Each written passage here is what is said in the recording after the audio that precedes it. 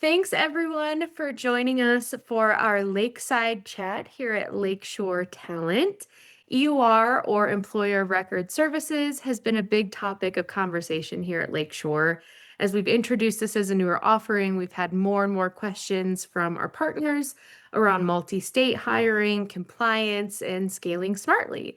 So instead of answering those one off, we brought in our resident EOR experts at People 2.0 here with us today to break this down in a little more practical way for everyone.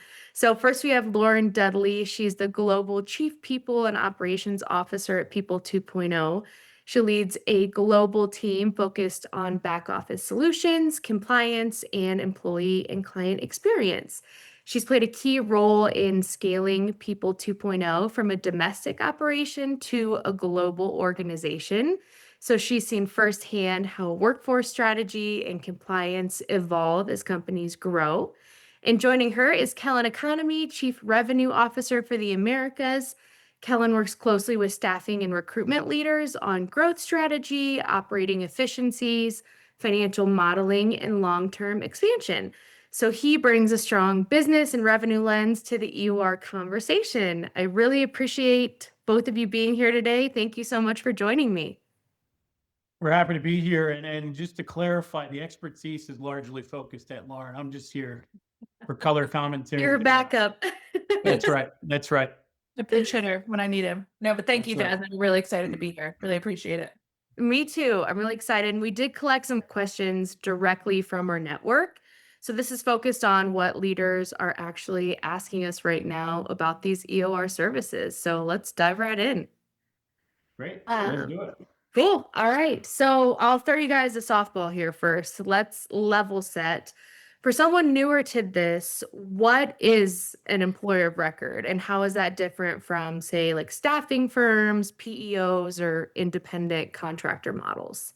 So it's a great question. The employer of record kind of terminology has been interchanged in the markets, depending on who you're talking to, and it's interpreted a number of different ways. We'll answer it more from our perspective as an employer of record and as an agent of record as well. And I'll get to the differentiation between the two here in a second. But an employer of record really pertains to the W-2 population, or in Canada, for our Canadian friends listening, the T4 population that may be engaged. And the employer of record in those situations employs the workers on behalf of the workplace company, or in most cases, the end client.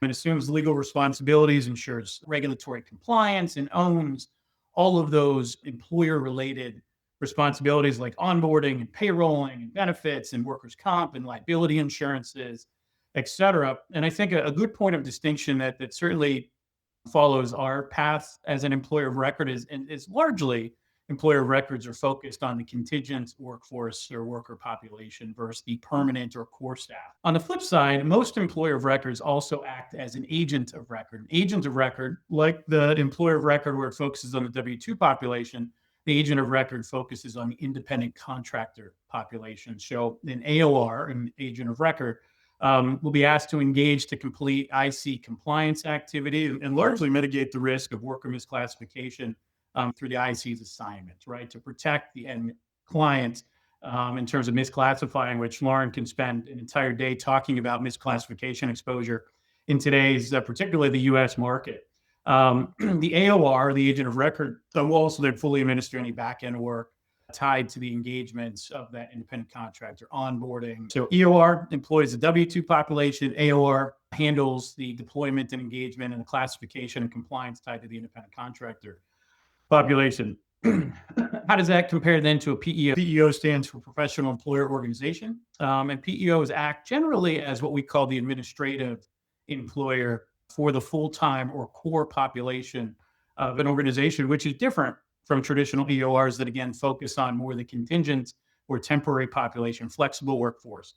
Some other key differences are around employment model. The PEO is always going to be a co-employment model, which means there's shared employer responsibilities and risks and exposure tied to employing and deploying that worker.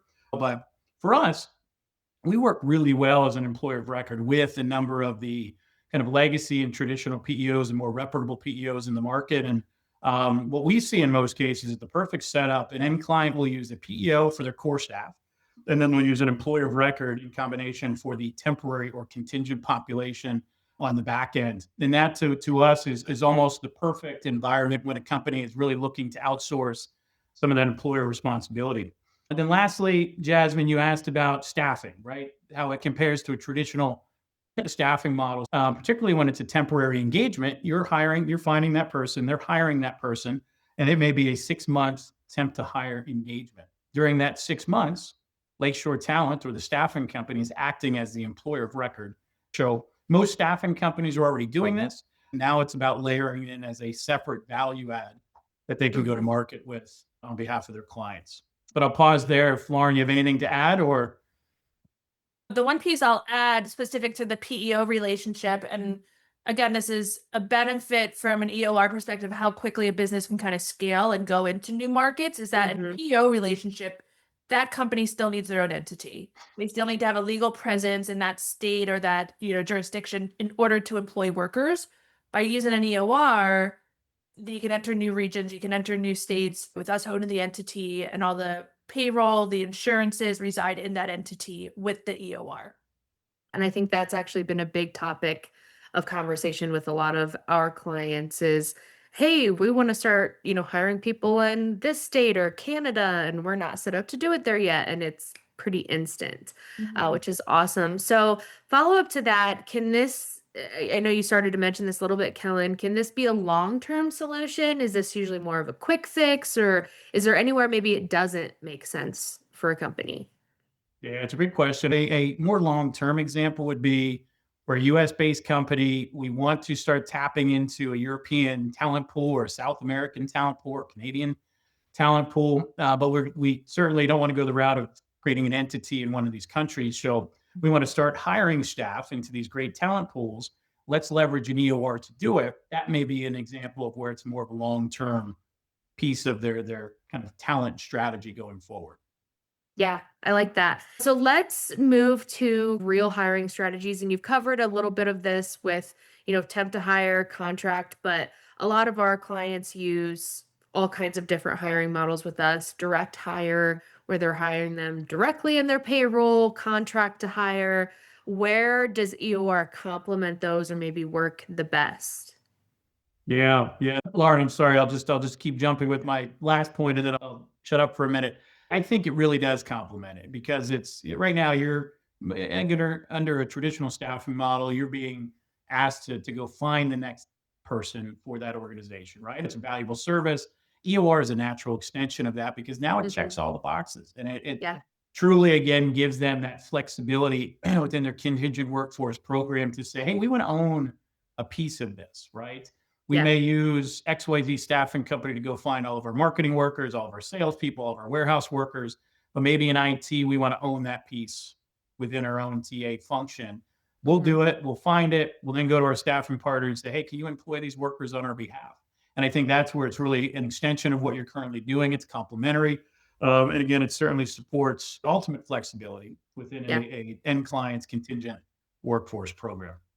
And flexibility is the key word of 2026. I'm finding Yes. with all of our partners is like the last thing they want is being stuck in a rigid way of doing things. Lauren, anything you want to throw in there Yeah. before I pivot? I think I'll just maybe expand a little bit on where you were going. And I think both from the employer's perspective, so the company's perspective with their ability to flex up and down as either the market demands, a client demands, that's really critical. And you have this, permanent direct hire contract work. And I always think of like EOR can fill that gray space. EOR can come in and fill that space in between for any length of contract or employment cycle that you need. The other way I would think about this is from the actual worker's perspective. And at the same time, flexibility is the buzzword for them as well. So think about, they're wanting to come in and have flexibility around where they work, around what that arrangement looks like. Maybe they're doing some 1099 work on the side, right? So this is just another option for them to control more of what work looks like for them. And you read my mind. That was actually my next question is from employee perspective, then what does it feel like to be employed through an EOR? Is it pretty seamless? Are the benefits comparable? Are they noticing any difference really? Yeah. I can start with that one.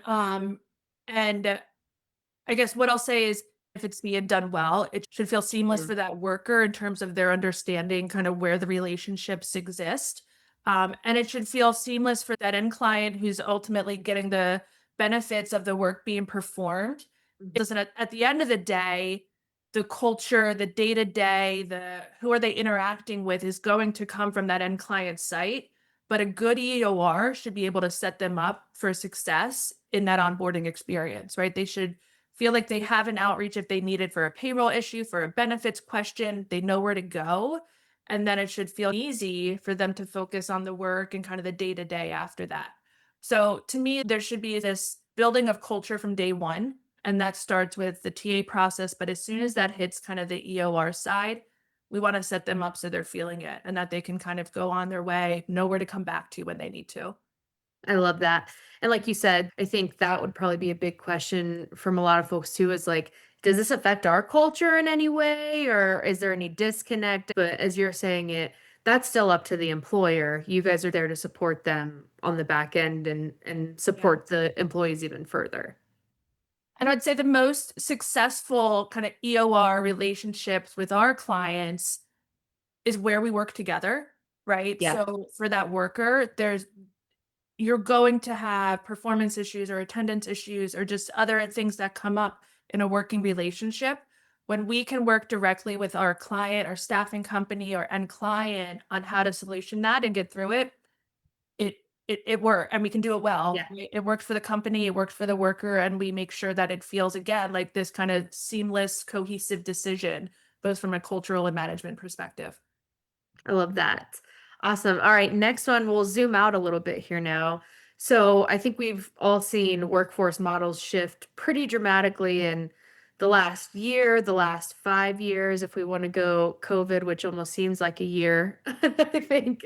But how do you guys see EOR evolving as companies scale, or hiring remotely is a big piece? Or I know we talked about expanding into new markets, but how is this shifting the way, that companies are strategically thinking about their hiring practices?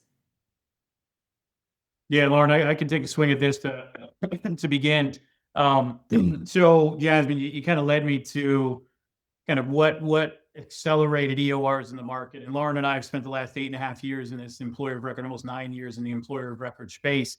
And it's been a blur, one, but it's been a blur for good reasons. It's because it's expanded at such a warp speed. And it's because, going back to flexibility, employers want flexibility, workers want flexibility. Everyone wants the ability to kind of say, this is where I want to work. This is the type of engagement I want to work in. This type of role I want to work in. And you mentioned it, Jasmine. This was really accelerated by COVID as hiring based on location alone, which is how we used to hire back in the day. Here's an office. This is our talent pool within a 50 or 100-mile radius, and that was it, right? Mhm. And COVID changed our way of thinking, and maybe it was an archaic way of thinking, and maybe it was long overdue in how we used to look at that. But remote work was taboo. It was the anomaly. Yeah. It wasn't the norm like it is today.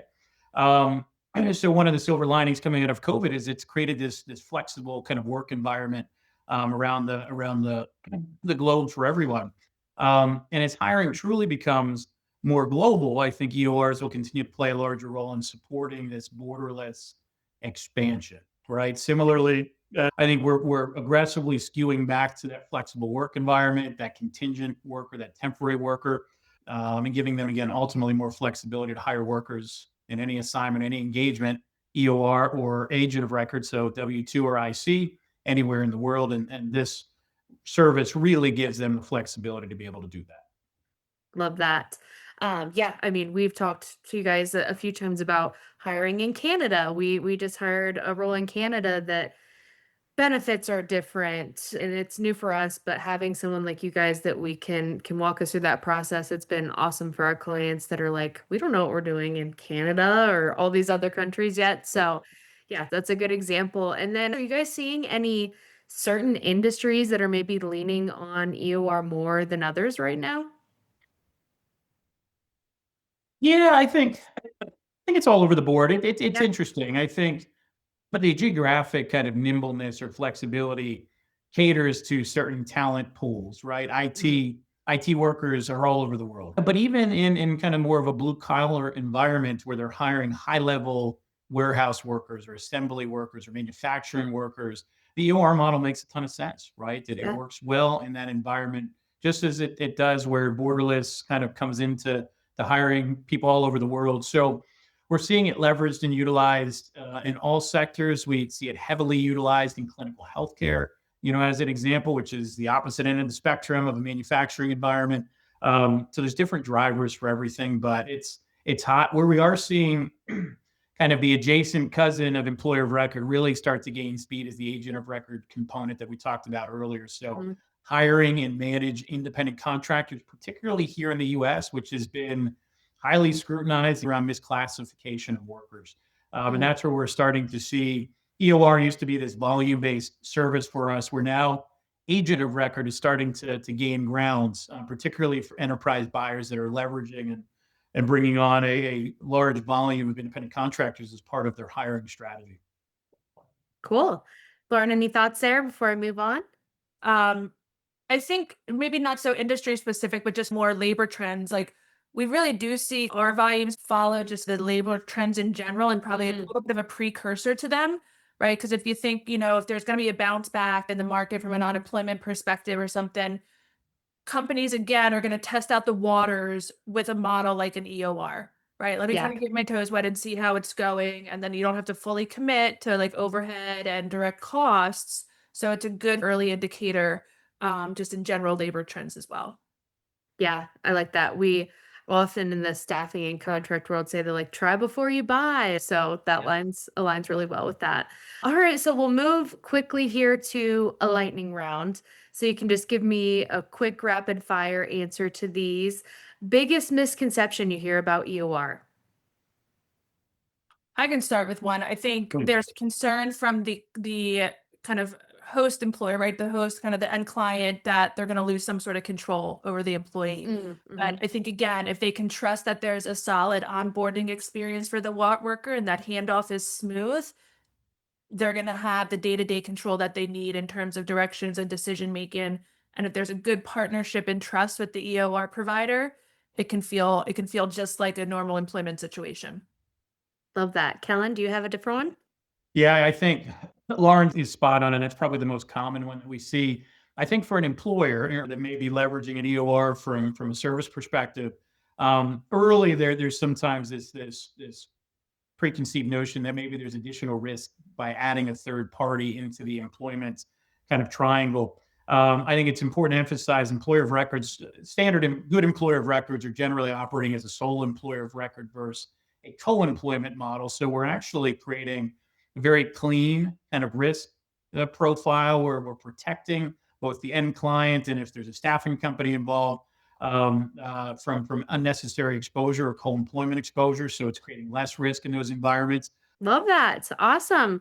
Well, that wraps up the questions I have. If there's anyone watching thinking this could apply to us, if you guys have any last thoughts you want to share, I'll give you the floor really quick. Closing remarks, Lauren, I'll throw to you. Thanks so much. I think we hit on all of it, right? Yeah.